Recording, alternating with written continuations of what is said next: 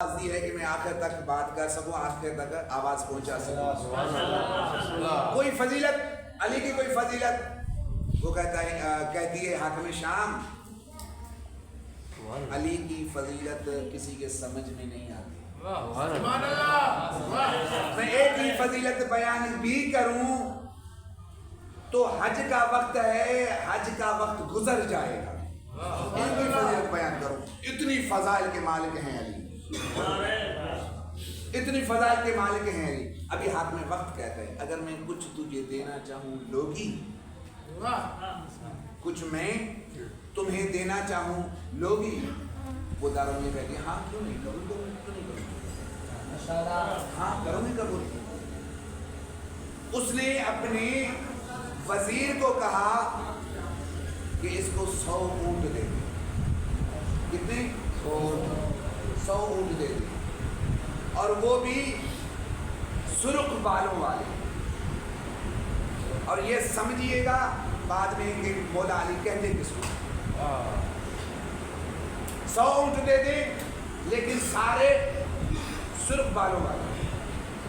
اور اس وقت ایک اونٹ کی قیمت، یہ سرخ بالوں والے کیونکہ قیمتی اونٹ تھے اس دور میں، ایک اونٹ کے بدلے میں 1000 اونٹ دیے جاتے تھے، 1000 اونٹ۔ حق میں وقت کا اس کو 100 اونٹ دے دے، 100 اونٹ دیے گئے دارونیا کو، بی بی کو جب 100 اونٹ دیے، اب وہ اعتراض کر رہا ہے، دارونیا یہ بتا اگر علی ہوتا تو یہ دیتا،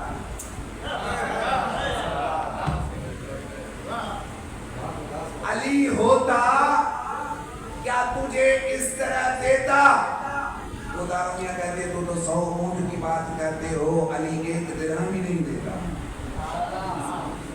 تم تو 100 اونٹ کی بات کرتے ہو، اگر علی ہوتا تو 1 درہم بھی نہیں دیتا۔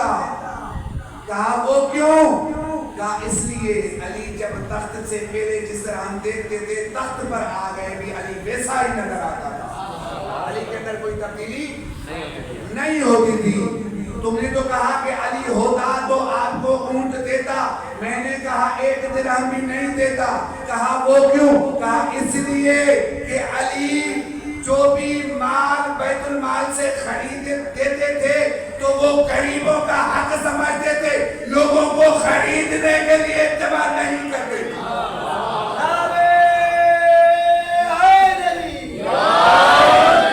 لوگوں کو خریدنے کے لیے دولت بیت المال خرچ نہیں کرتے تھے۔ یہ سبب کیونکہ وہ سیاست چلا رہا تھا، ان کو پتہ نہیں تھا یہ بھی علی والی ہے، علی والوں کے آگے جگہ جگہ نہیں کرتے، یہ تو کچھ بھی نہیں ہے۔ اور حقیقت بھی مولا کائنات، میں نے رات یاد ہے آپ کو، میں نے کہا کہ دنیا تعصب کی عینک اتار کر قرآن کو پڑھے۔ اور ایک جملہ یہاں پر تھوڑا سا امن کا بھی کروں گا، بعد میں انشاءاللہ آپ کے سامنے تمام کر رہا ہوں کہ قرآن مردہ اور قبرستان والوں کے پڑھنے کے لیے نہیں آیا،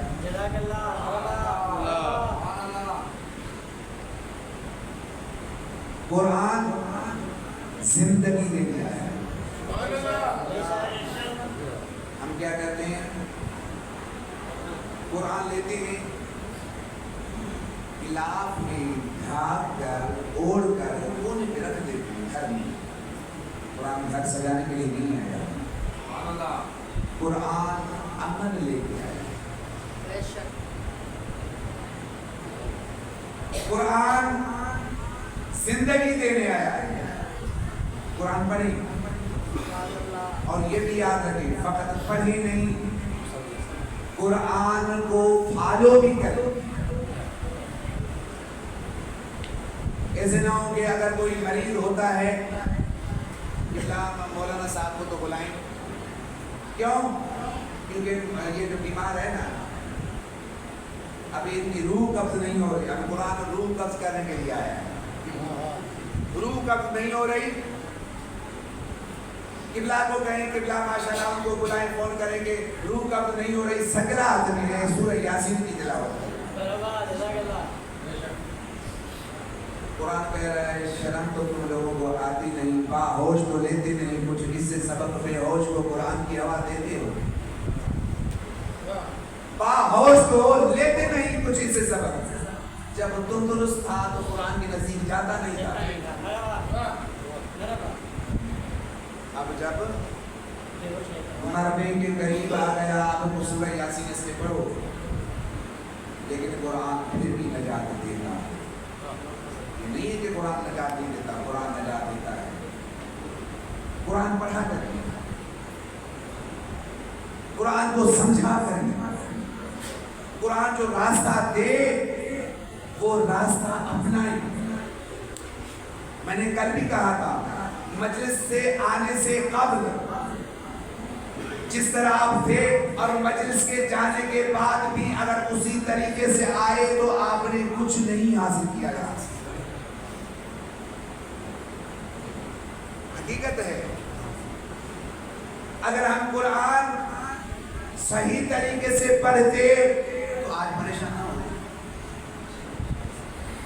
ایسا میں کوئی نہیں دیکھ رہا جس کے چہرے پہ واقعہ حقیقی خوشی ہو کیوں اس لیے کہ ہم نے اصل راستے کو چھوڑ دیا آپ پنجاب چلے جائیں پنجاب میں گیا ہوں پنجاب مجالس پڑھنے گیا ہوں یقین مانے میں نے گوٹھوں میں مجلس پڑھی ہے وہاں پہ لیکن جب آذان کا وقت ہوتا وہاں کی عورتیں اٹھ جایا کرتی نماز کی تیاری کرتی مرد اٹھ جایا کرتے نماز کی تیاری کرتے آج وہ ترقی کیوں ہے وہاں ترقی کیوں ہو رہی یہاں پریشانی کیوں ہے یہاں پر ظالم حکمران ہم پر حکومت کیوں کرتے ہیں مسلط کیوں کیے گئے ہیں اسی وجہ سے کہ ہمارا کردار بھی ایسا ہے یعنی چاہے بڑے سے بڑا آفیسر ہو کسی بھی ڈپارٹمنٹ ہو ہم اسی کو قصوروار سمجھتے ہیں در حالانکہ چھوٹے سے چھوٹا ورکر ہوگا وہ بھی اپنے ساتھ ظلم کر رہا ہے کیسے وہ ظلم کر رہا ہے کہ وہ ایمانداری سے ڈیوٹی نہیں کر رہا پھر جب ایمانداری سے ڈیوٹی نہیں کر رہا وہاں سے جو رزق آتا ہے رزق کا مارکیٹ میں ایک مہینے گزرنے کے بعد جو سیلری آتی ہے اس سے برکت نہیں ملتی کیونکہ اس نے حلال طریقے سے کمایا نہیں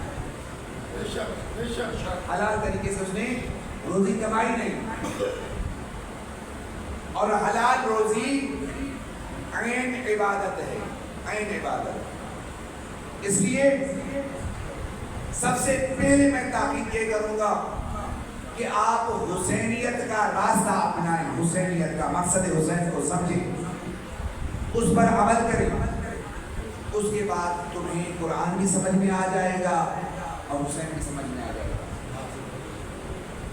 اگر آپ نے واقعی حسینیت کو نہیں سمجھا تو یہ مجلس سننا عزاداری کرنا یا کالے کپڑے پہننا یہ کوئی مقصد نہیں ہے اس میں کوئی شفا نہیں ہے شفا اگر حاصل کرنا چاہتے ہو تو کردار حسینی اپناؤ ابھی میں نے کیا کہا حسینیت زندہ باد یزیدیت مردہ باد یہاں تو سب بول پڑتے ہیں یزیدیت مردہ باد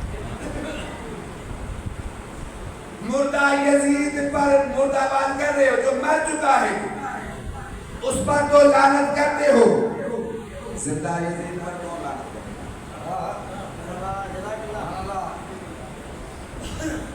اب آپ سوال کریں گے مجھے پتا ہے ان لوگ ذہن میں سوالات آ رہے ہیں میں ان کے چہرے سے پڑھ رہا ہوں قبلہ آپ نے کیسے کہا کہ زندہ یزید کیا اس دور میں بھی یزید ہے اب میں آپ کا دل خوش کرنے کے لیے میں یوں کہوں گا کہ اس دور کا بڑا یزید بابڑا والا ہے کیوں بابڑا والا بڑا یزید ہے جب بھی فضائل علی کا وقت ہو جاتا ہے ظاہر بن کر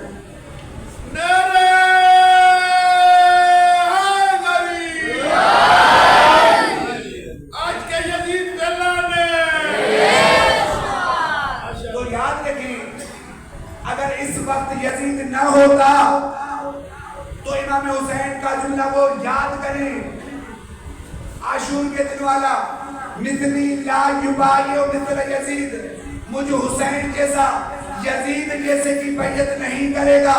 آج اگر حسینیت زندہ ہے تو سمجھیں یزید بھی زندہ ہے، کیونکہ حسین والا کبھی یزید جیسے کی بیعت نہیں کرے گا۔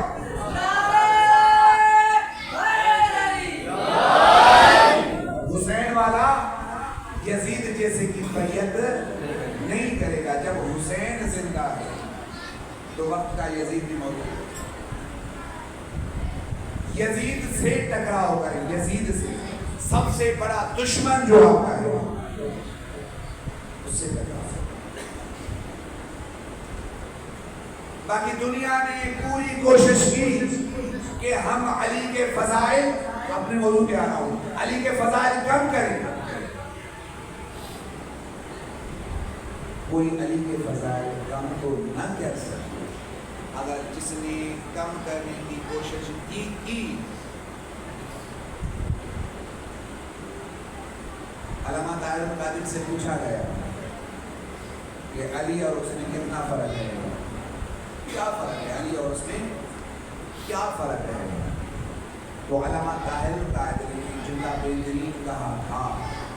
طاہر القادری نے کہا تھا کہ اگر علی نماز نہ پڑھتے ادھر چلے جاؤ، اگر وہ نماز نہ پڑھتے تو ادھر چلے جاؤ۔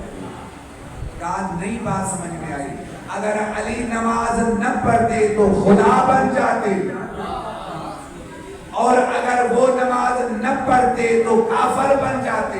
علی کی فضائل کتنی بھی کم کرو، تبھی تو حضرت عمیر بن زیاد نخعی نے سوال کیا تھا پرسنلی طور پر، جس طرح کبھی کبھی علی مہدی مجھ سے سوال کرتا ہے، پرسنلی طور پر سوال کرتا ہے، مجھ سے واٹس ایپ پہ آ کے کال پہ آ کے سوال کرتا ہے۔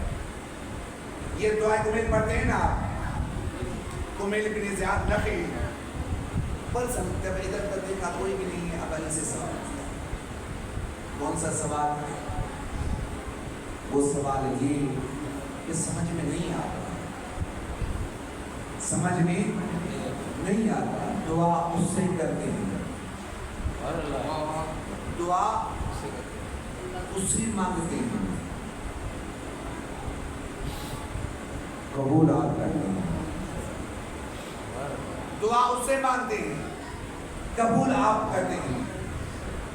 اور یہ بتائیں مولا، یہ بتائیں اگر اللہ جسم رکھتا ہوگا، اگر اللہ جسم رکھتا ہوگا تو کس طرح ہوگا؟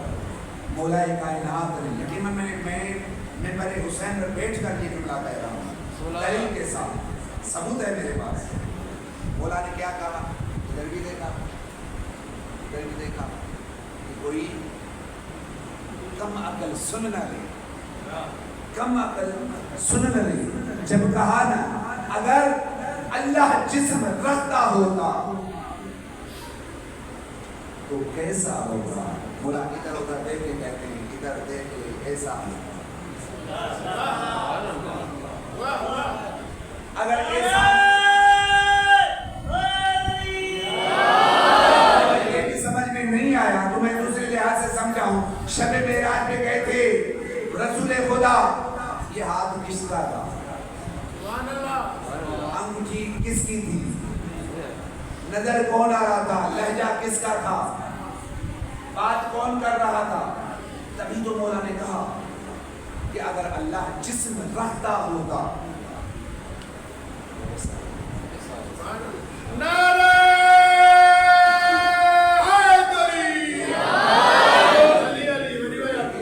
لیکن افسوس جتنی فضیلت کے مالک تھے،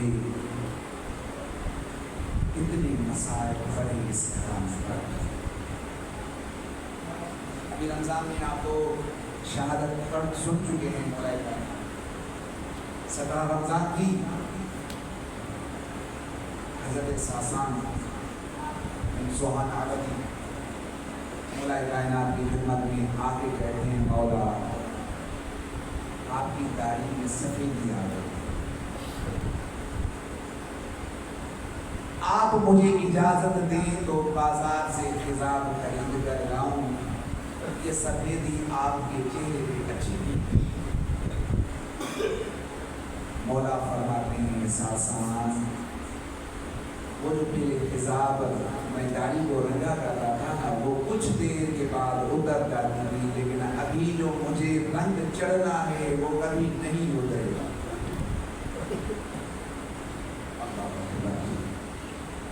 نماز عشاء پڑھی.